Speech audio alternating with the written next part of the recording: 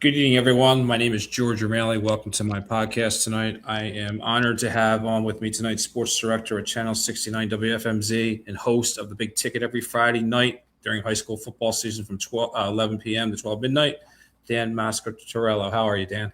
Thanks for joining me. Yeah, I'm doing great, George. Just getting ready for what we call the controlled chaos portion of our calendar. Hard to believe it's already here, but we've been preparing for this now for a few months, and we're just a few days away. So we're excited. Got to be excited. I knew last year was the 30-year anniversary of the Big Ticket. I remember the first Big Ticket. It was 15 minutes long in 1995. Now it's an hour long. So you guys got to be really proud of that. Yeah, it's all of the credit for that goes to my predecessors. The Troy Hines of the world, the Jim Vaughn's. Dave Lesko's been a part of it basically since its inception. Going all the way back to Jeff Fisher and Doug Wright and Tom Lydon. I mean, those guys laid the foundation for the show, and it's been an hour since I started. Gosh, 14 years ago as the Berks reporter, and here we are, and it's still going strong. And honestly, it could probably be an hour and a half to 2 hours if they would let us do it. But yeah, it.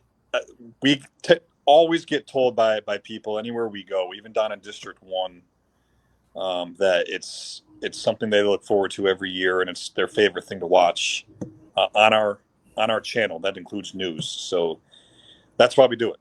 We do it for the players, the kids, and the coaches, the parents. It's just a totally unique thing. You do a great job because you keep me in tune because I've been away from Pennsylvania for a while, and I know it's a big thing. I think you kind of woke up Philadelphia a little bit because now the major stations down there have a little bit of time slot to their sports department and covering high school football. But I got to say, it's thanks to you guys, totally. We like to think so. I mean, I think you understand it. The major stations in Philadelphia.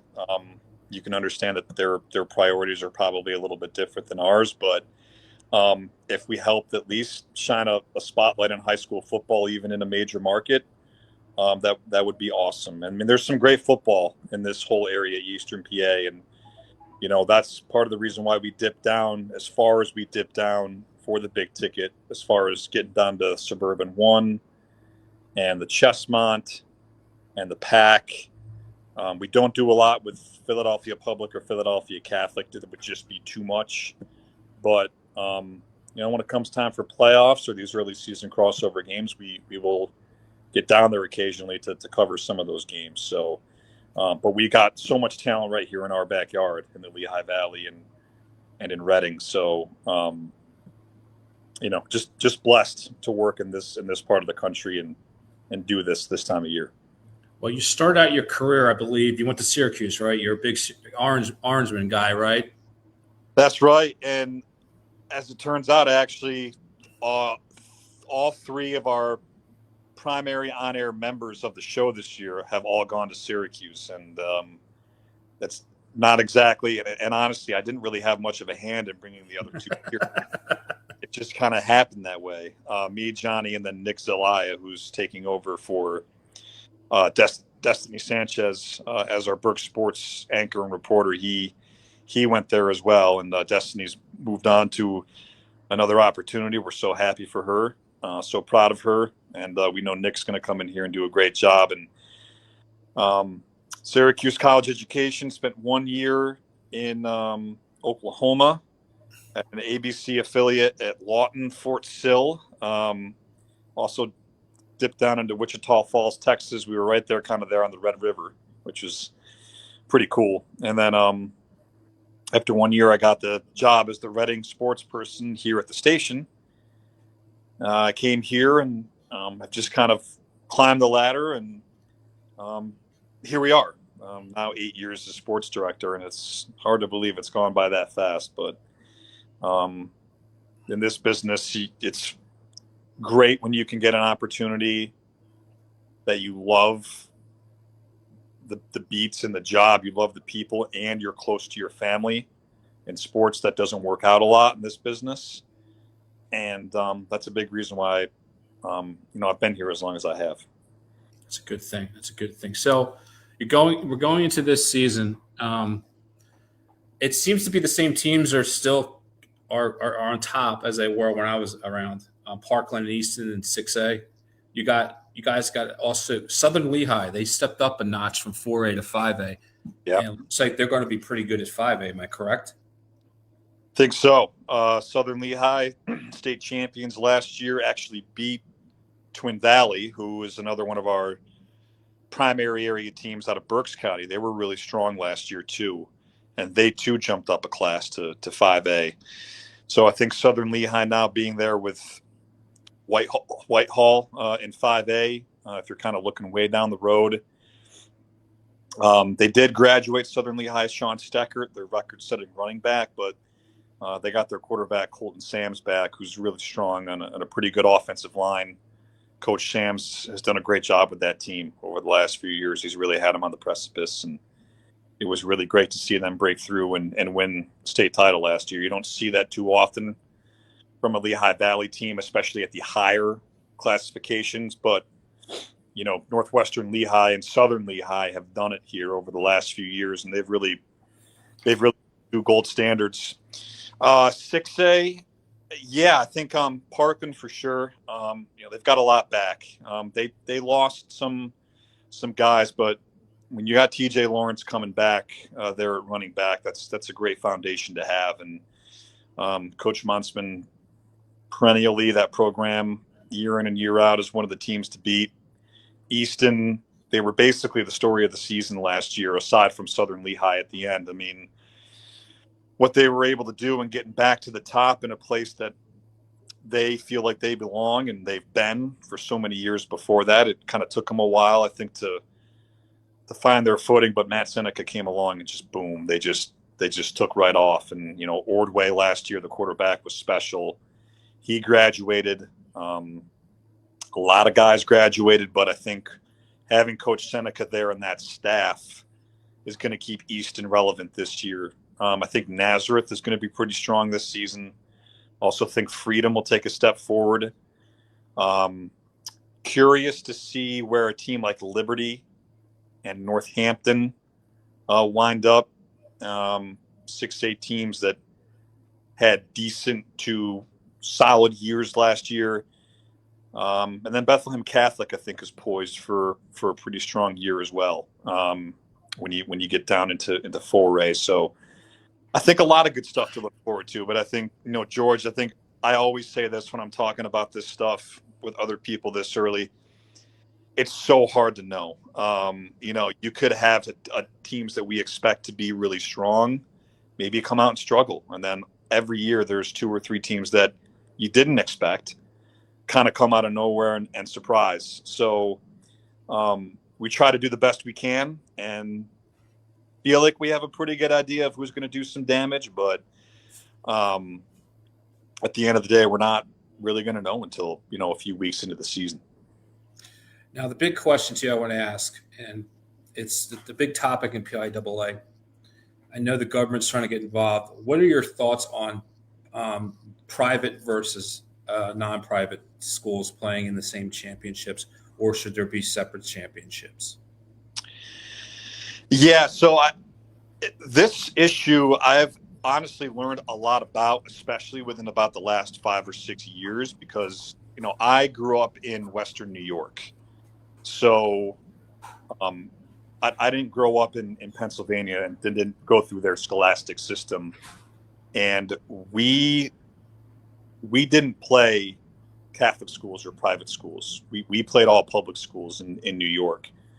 So I've definitely learned a lot about this and have certainly tried to see where everyone is coming from. On the one hand, yeah, are you getting true state champions when you have everyone together, public, private? I guess that's one argument you can make from, okay, so at the end of the year, you're getting a true state champion, right? I do think conversely, you look at how postseason brackets have shaken out, you know, over the last few years. And I know, especially here in District 11, especially when it comes time for the 6A football playoffs, our District 11 6A football champion always runs into St. Joe's Prep or LaSalle, and the season ends then and there. And it's been that way basically for as long as I've been sports director. Every now and then you'll get a team that's broken through. But for the most part, I think that's where a lot of the frustration comes from. And the games, unfortunately, aren't usually particularly close. So, we're talking some of the all-time great teams that we've had out of this area that get bounced. And I think a lot of fans around here think that it's an uneven playing field when they get to that point. And I can't necessarily say that I disagree with them. I mean, you've got kids on some of these rosters playing in a Pennsylvania state tournament that may not even be from Pennsylvania. So I understand it. I don't think there's any bigger hot button issue. And you could make this goes, like you said, way beyond. This goes to other sports, basketball, baseball. You look at lacrosse too. I mean, you could make this argument in anything. And I think with what they're trying to do, I think it will help. And I think it will placate a certain segment of the fan base that is passionate about this. And I think hopefully it'll start to kind of turn the tide, and you'll start to see, I think, teams that are built at a similar level play each other for state championships. I come from the other side of it. Okay. I was around with CB West, and I know CB West knocked off many District 11 teams. District 1 hasn't won a state title since 2004. The last team to do that, non-6A, was Lansdale Catholic. 6A was North Penn, I believe, in 2002. I remember before you got to 69, there's schools that were recruiting. Becca was recruiting, Allentown Central Catholic was recruiting, Pittsburgh Central Catholic recruiting, Cathedral Prep. I remember when Central Bucks West defeated Becca in 1999 Eastern Finals, and Mike Pettin said, "We just beat the Lehigh Valley All-Star team." No one made a big stink of it back then. I think public schools can compete with the Catholic schools. I watched North Penn play one of St. Joe's Prep's best teams back in 2008 and had St. Joe's Prep down with Swift was on the quarterback, was the running back. And they can be beaten, but I totally understand where District 11 is coming from. I really do, because for years they had to deal with CB West, and now they got to deal with the Catholic League, which I can see their end of it as well. I just don't want state champions like New Jersey. There's sectional state championships everywhere in New Jersey. I live here and see. I'm like, because I'm used to Pennsylvania. Give me one state champion for each classification. But I see what your point is, and I see what people in District 11 are saying, because they have to take on District 12 every year. And like you said, there's been some really, really, really good teams in District 11. So yeah. I understand both of them. And I see your point too. I mean, at that point, if you do separate and you create all these now separate brackets and classifications, and you're getting to the point where you're handing out 15 to 20 state championships, now at that point it's kind of like, all right, like, what are we doing? You're saturating it, I feel like, a little bit too much. What's that happy medium? What's that compromise that can't be reached?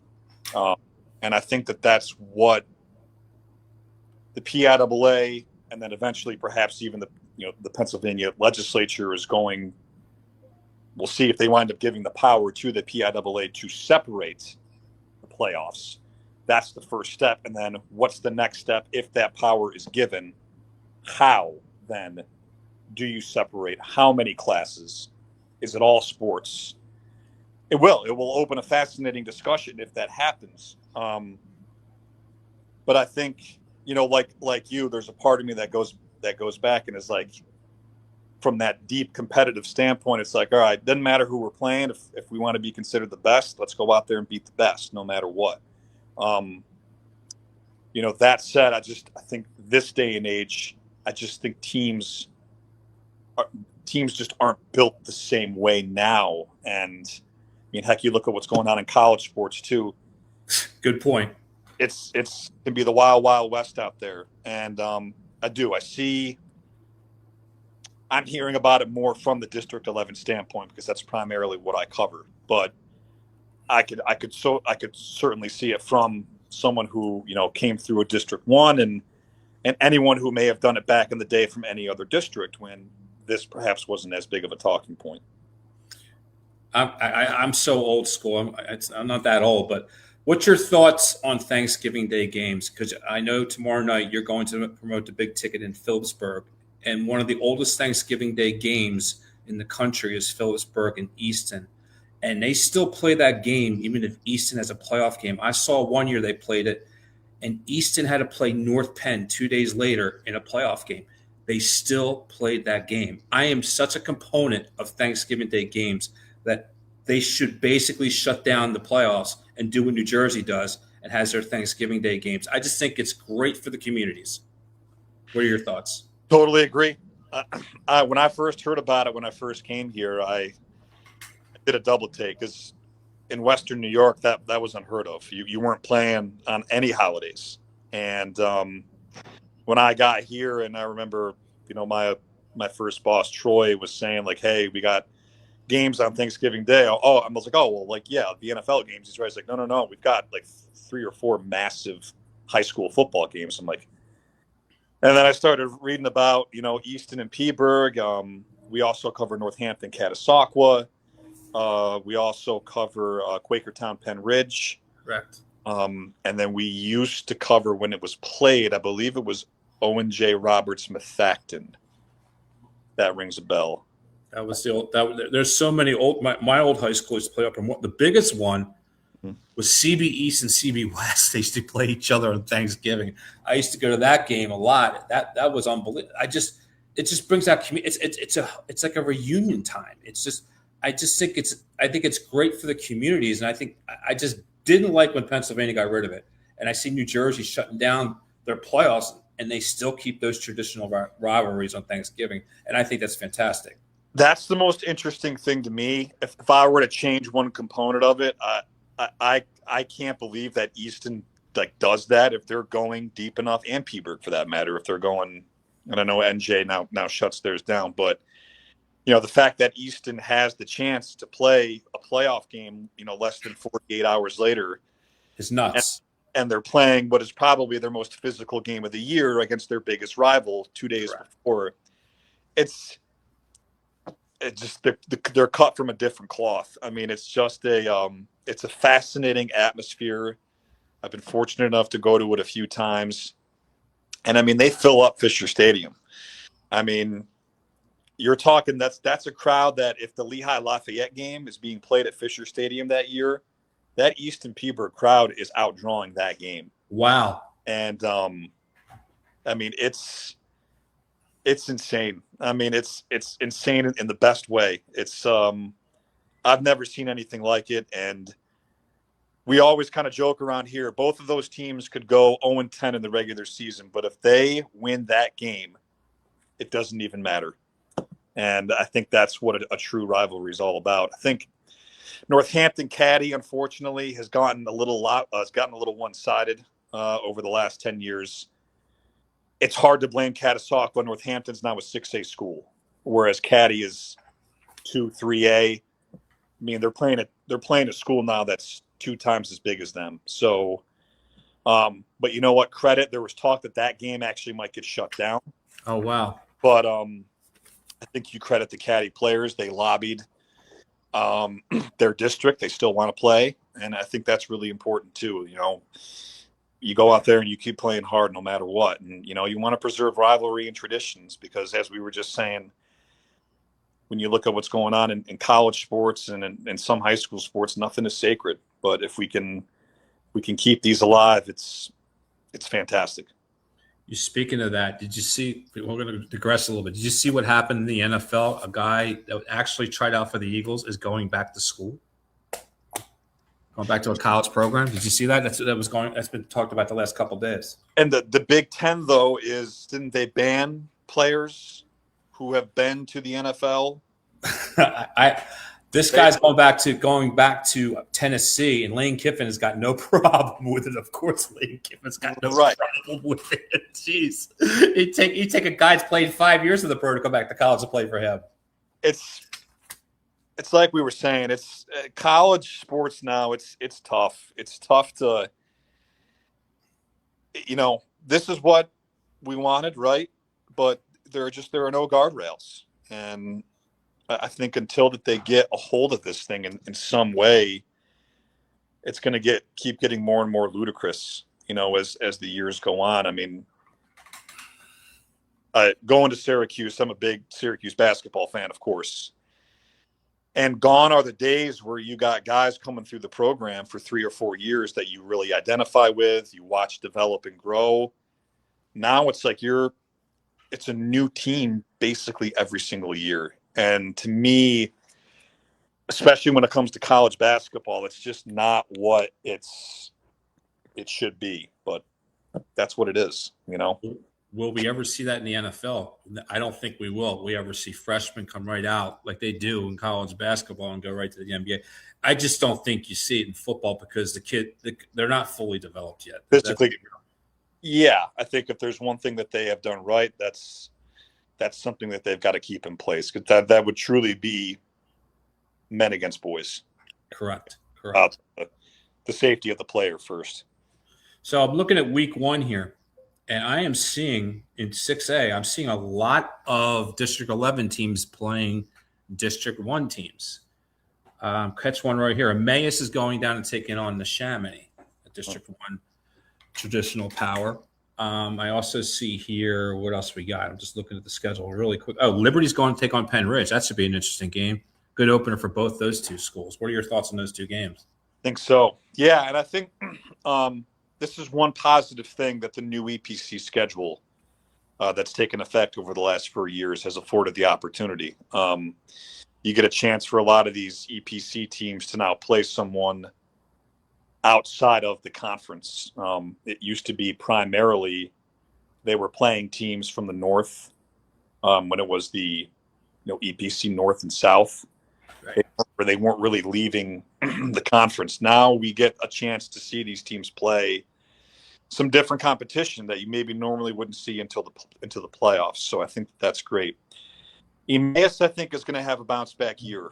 They had a down year by their standards last year, and it started when they got shut out in this game last year at home against the Chamonix. So I think they'll be out for a little payback. And Chamonix had a fine year last year. They're going to be pretty solid again. So I think that's going to be a pretty good game. Liberty lost some weapons. Their record-setting quarterback and their top wide receiver, Jake Puxon, last year. So Sean Dano's got some holes to fill, but he's done a really nice job with that program and getting them back to some, stability, getting them back in the playoffs. And they lost to Penn Ridge to start last year. It was a pretty close game. Penn Ridge obviously had a big season last year. They were a really top team in District 1.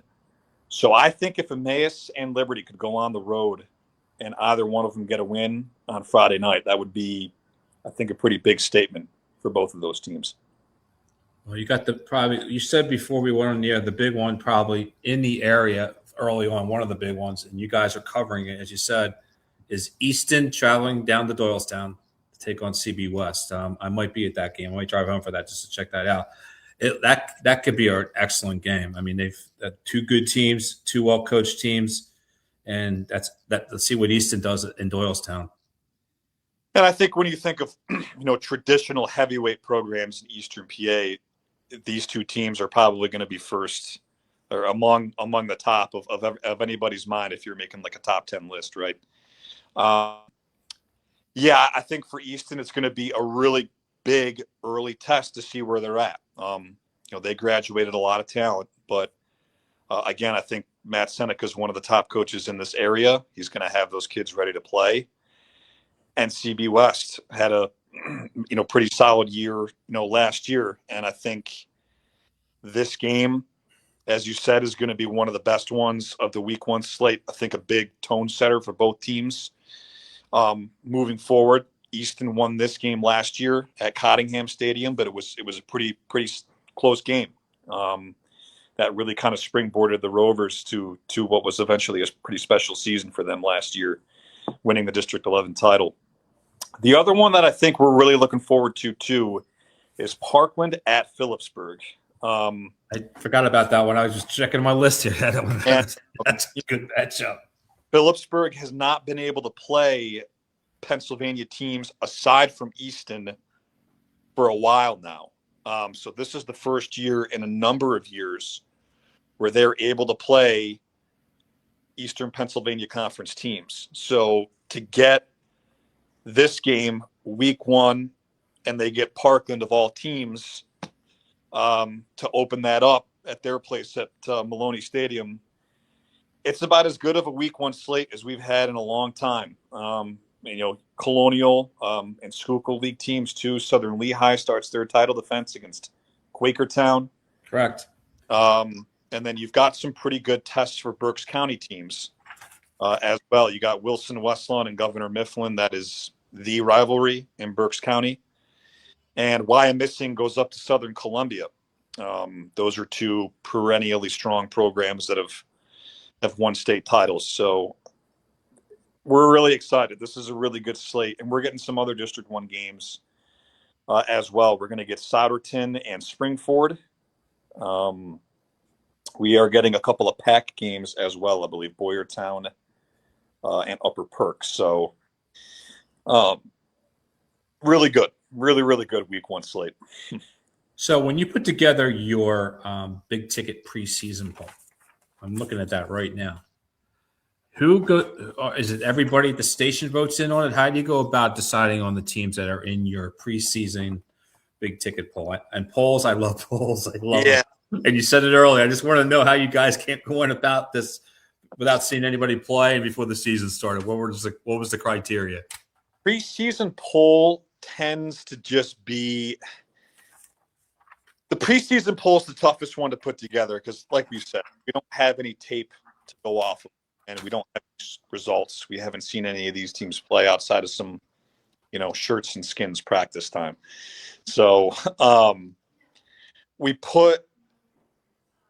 think we kind of break it down to how did they do last year, right? We want to give some credence to defending champions, whether that be league or district. We give that a certain amount of weight. Pedigree is a team traditionally, have they earned the benefit of the doubt? Are they a traditionally strong team that is ranked in our poll by the end of the year? Then we go by what we think will be returning talent, the potential, what they have coming back, what they've lost. And then what gets really tough is when you have teams that were really, really good. Like, for instance, Southern Lehigh. They were Class 4A last year. They would have qualified for our small school poll. They're 5A. So that means they move up to our large school poll, which means we're ranking them with the likes of North Penn, Easton, Parkland. And so the questions we always get later in the season is like, all right, well, if we're deciding between this team or this team, would that team beat that team head to head if they were playing? So I think that's where it can get tough, especially if you're comparing a Colonial League team, which are generally smaller, to a 6A EPC team.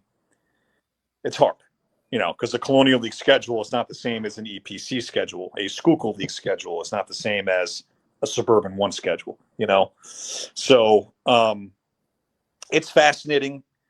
People can get really excited about where their team's ranked. People can get really upset with where their team is. Right. But I always just say at the end of the day, listen, by about week 10, the poll works itself out. Everyone winds up where they're supposed to be. And everything that everyone was so upset about at the start of the season is, for the most part, satisfied. For big ticket fans like myself, is there anything different this year from last year that we should look forward to seeing? We have started to get a lot more involved with our social media, especially on game night. So, we did it, especially on TikTok. We want to try to reach the younger viewers, mainly the players.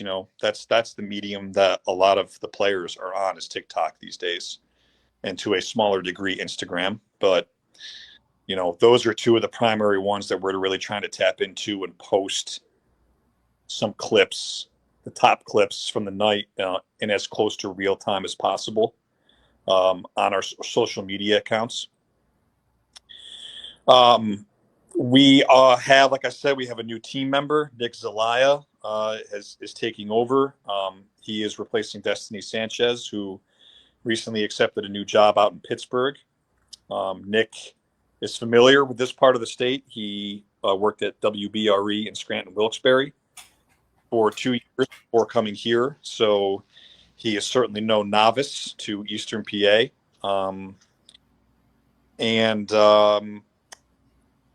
We are flirting with the idea of potentially trying to bring guests in live again. We used to do that in the past.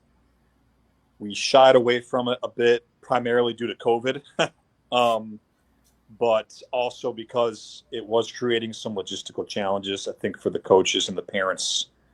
There was some nervousness about bringing their kid here at 11:30 at night and then getting home past midnight, depending on where they were driving from. So I certainly understand that, but Absolutely.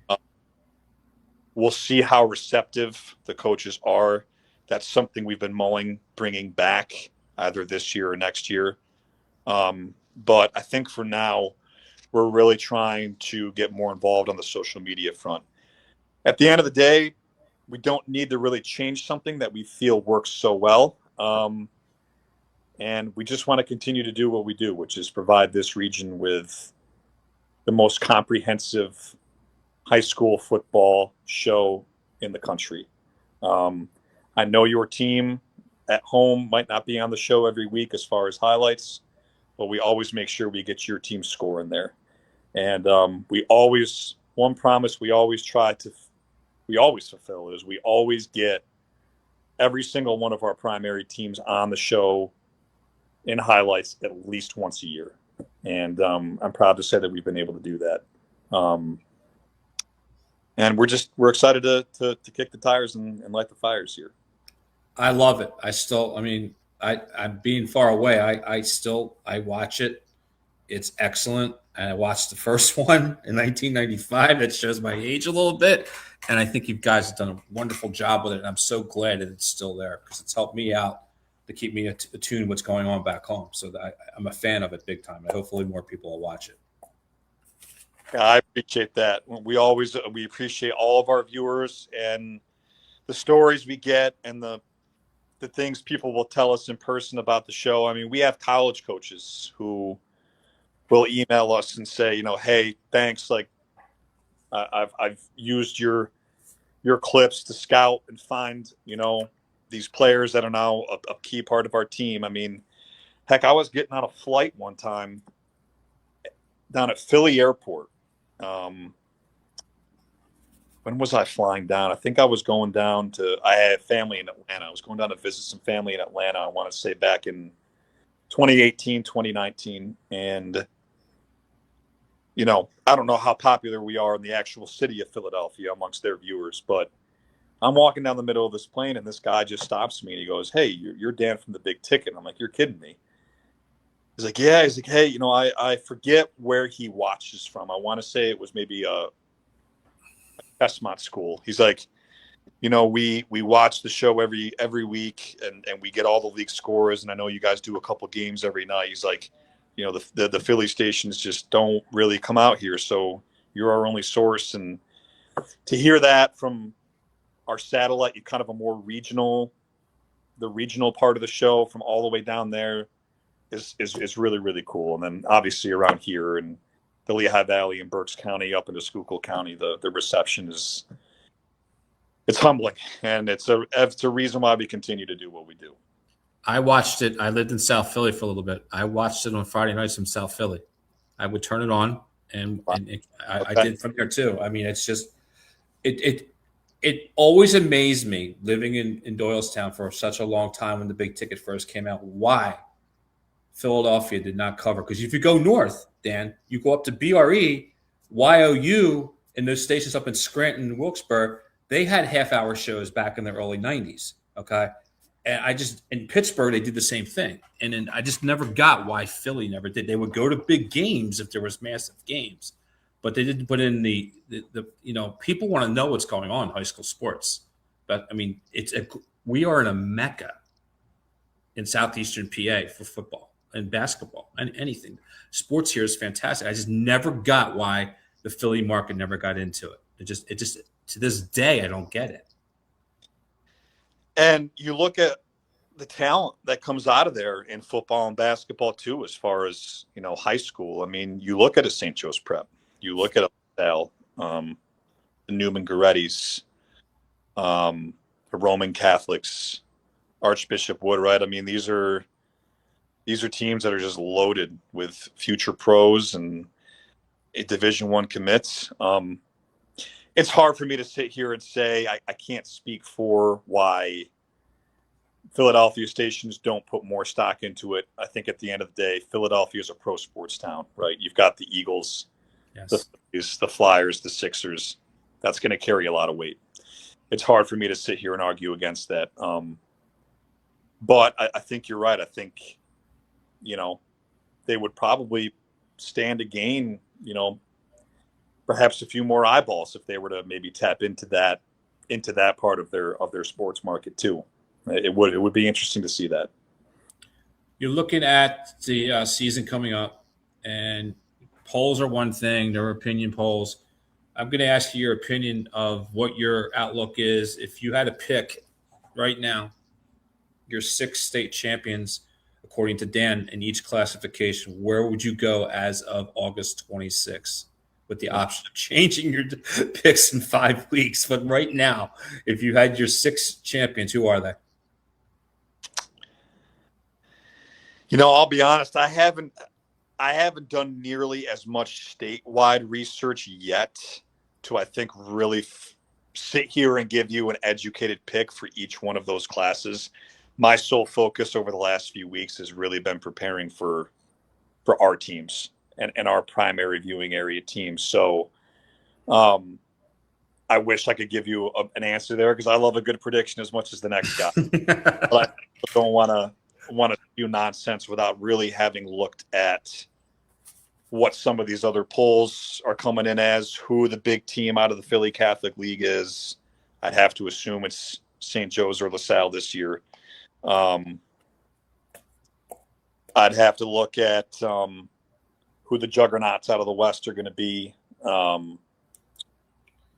and even some of the District 1 teams. I know North Penn won District 1 6A last year.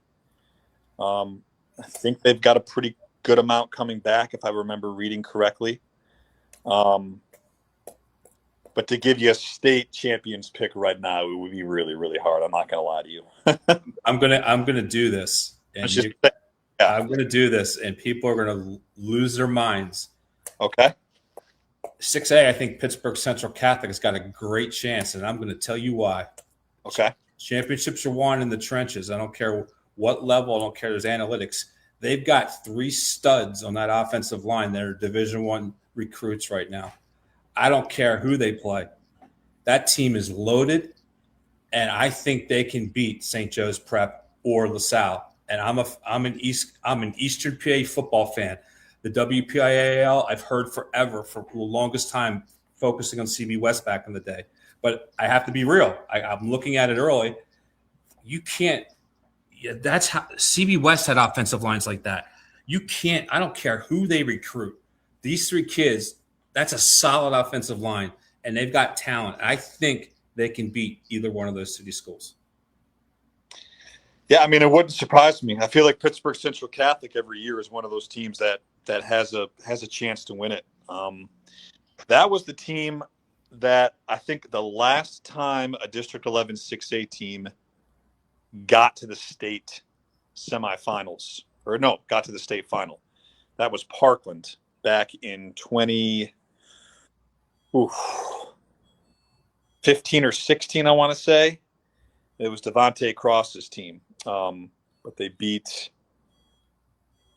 LaSalle Then I want to say that they beat the District 1 champion, and then they lost to Pittsburgh Central Catholic, I think, for the state title. So I mean that would not surprise me. They can play in Western PA. I have no doubt about that. And you're totally right about the trenches. That was a big reason why I think Southern Lehigh won it last year. They had a massive offensive line. I mean, especially for that classification, big dudes. And Steckert, the running back, was fantastic.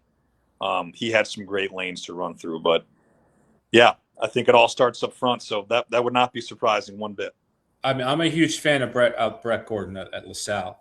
He seems to be following a similar path. If I go back in the time capsule of the Pettin family, his dad was a coach at LaSalle. Brett quarterbacked for his father at LaSalle. Get this record for Brett. He's going in his third year, Dan. He's 23-2 going into his third season. His 2 losses were the St. Joe's Prep and to Roman. And Roman's moved up from 5A to 6A as well. So, 23-2. And people said if they got a coach at LaSalle, they would be really good. They weren't kidding. Brett's a really, really, really good head coach. Because I feel like for a number of years there, it was St. Joe's Prep kind of every year coming out of that. Yes. And that LaSalle team was scary last year. The team that I mean, the first time I saw them live was when they played Easton up here. That would have been in the state, Easton's first state game, state quarterfinals. And that was a really, really good Easton team. That LaSalle team was just that much better. I mean, they were the athleticism. You could just tell it was different. And he has, I believe, some Lehigh Valley roots. That Coach Gordon there at LaSalle. I believe he's got some ties up here. So I know he was really looking forward to playing up here. Didn't know that. That's interesting. Did not know that. I want to say I was reading our article, I think, by the great Keith Groller for the Morning Call, who's been doing this at an elite level for so long.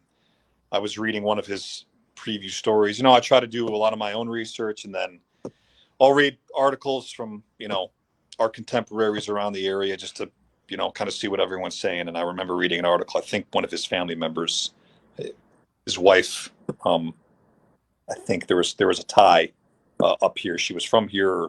Parents are here or something like that. But yeah, I mean,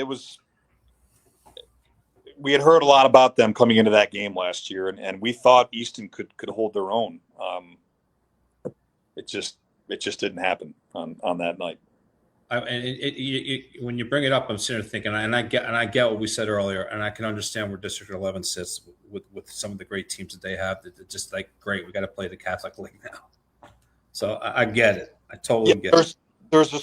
I think that's kind of where it's coming from a little bit. I think it's reached a point where it's been so one-sided for so long now that there's almost a certain level of resignation that whenever that District 11 6A champ is done celebrating winning that game, the District 11 6A final, it's almost like it's zapped because they know that the season is basically over. And they shouldn't, no team should feel that way when you've won, right? Especially in this district, which is really good football. A team and a fan base shouldn't feel like, man, like, oh, that's it, And listen, I don't think these teams are heading in there with that kind of mindset. That's just the vibe I feel like that happens right around that time every year. There's kind of that come down, like, gosh, that was such a great District 11 final. Oh, shoot, look who's coming up next, And like we were talking about earlier, yeah, I can certainly understand. It's just kind of of where they're at right now, and it would be great, if before the separation happens, assuming it does, if a District 11 6A team could pick off a LaSalle or St. Joe's there and go on a run, but it's been tough. It's been tough sledding over the last few years. Well, you've had 2 years ago, Northwestern Lehigh won the state title. Yeah. And they played Avonworth last year, who I hear is incredible again this year. Yeah. Out in Western PA.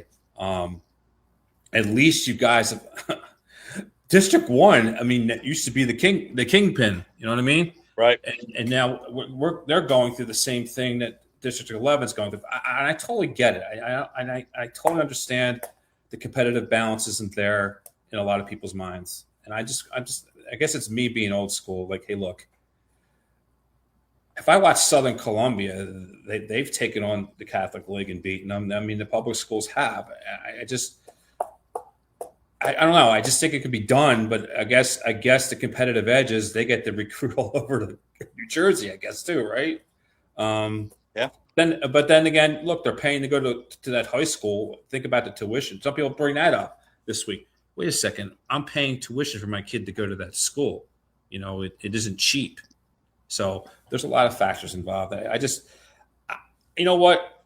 You might win me over with it. You really might, because of the competitive nature. Maybe I got to see more games of the Catholic League playing and see, like, oh my goodness, they are so overwhelmingly better. It's obvious. Maybe I'm just stuck in my CB West ways. I don't know. I mean, I do think some of it is. I think some of the, people really, really care about their teams in this area, right? So when you get to that level of the postseason, more and more people are invested. And when you're getting a state quarterfinal game that's being decided by 40 points, and I think when people look at the rosters and where some of the kids are coming from and this and that, I think it's naturally going to incite, people are just going to look into, reasons like, how did this just happen? And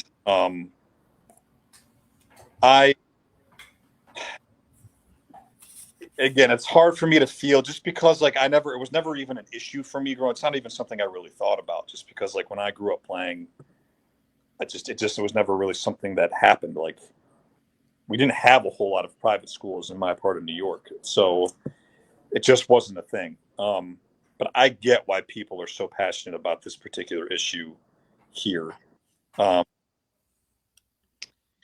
And I can't say one side is more right than the other. I think, both sides have a whole lot of merit to them. At the end of the day, I think it's, whatever the people want to do. If this bill down the road winds up separating two brackets, then that's what the state voted for, right? And that's right. What people want. And would that include? Here's a question, and no one mentions this league.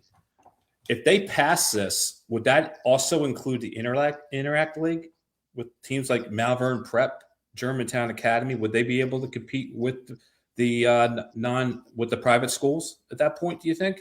That I don't know. I would have to check on that. I don't know if that would open the doorway for them to do that.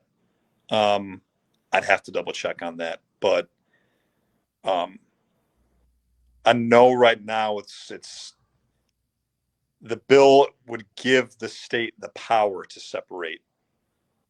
It doesn't necessarily mean it will happen. Although I don't know why you would vote to give someone the power to do this and then they wouldn't do it. Right. It'd be interesting, because that means, would that include schools like Becca and Allentown Central Catholic in the private school category, or would they stay in where they're at, you think? Yeah, I think that as of now, I think they would be two teams, because they are, PIAA sanctions. They are PIAA affiliated schools. So okay. Now I believe this bill is just concerning playoffs. When it comes to regular season, I remember Johnny, our own Johnny Mangano, did a story on this a couple months ago about the prospect of if this thing were to become a reality. And the Lehigh Valley Catholic schools, to their credit, they don't want to lose the local rivalries they have with the public schools here. Bethlehem Catholic doesn't want to not play Bethlehem Freedom and Bethlehem Liberty every year. Allentown Central Catholic doesn't want to, not play Parkland and Emmaus, traditional city rivals. Alan Deeriff. So it's the postseason where I think this really gets tough for a lot of people, and we'll see what happens in the playoffs this year. If the same thing happens again, it'll be a hot button topic in late November, early December again next year, and it'll be fascinating. It'll be fascinating to see. It's about as hot as a topic as the tush push for the Eagles in the NFL. Serious. And that's going away. Mm-hmm. Every team wants to use it now. It's amazing. Yeah. It's amazing. So, Dan, I really appreciate you joining me tonight. I appreciate your perspective and your professionalism and some of your opinions. I tried to get your predictions, but I totally get it. I'll have to watch the big ticket to see some of those predictions from you guys eventually. Again, thank you for joining me. I really appreciate it. I look forward to the big ticket every Friday night. All right, George. Well, I appreciate it. I appreciate you having me on. This was awesome. Always happy to do this and promote the sport, our kids, our teams, players, coaches, parents, bands, cheerleaders, all of it. We love every second of it. And, this is great. I really appreciate it. Yeah, I wanted to get you on by yourself because I'm doing a thing tomorrow with a friend of mine. We're doing a lot of reporters throughout the state, and a couple of them I couldn't get. And I actually am now calling coaches, and we got our first coach coming on with us next week. So I'm hoping to utilize my influence I still have some people that are still around that when I was still doing it. Keith Crawler, amazing. He's like Mike White. He's Mike White of the East Coast. Mike White at the Pittsburgh Post, because that was a guy I used to go to all the time before I did games to find out what was going on out west. Keith Crawler is a legend, and when I saw him, he was still around. I'm like, holy cow! Hopefully, I'll get him on with me sometime during the season too. But I want to thank you. I'm a fan of you. I'm a fan of the big ticket. I still watch Channel 69 News when I can, and I catch the sports. And you do a great job, and I want to thank you for joining me. All right, George. Well, I really appreciate that. Thank you very much. Appreciate you watching. We'll talk to you soon. Talk to you. Bye-bye.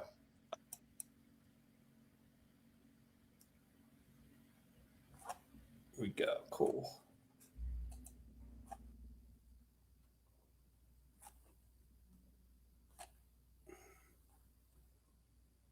Why did that not end? Here we go. And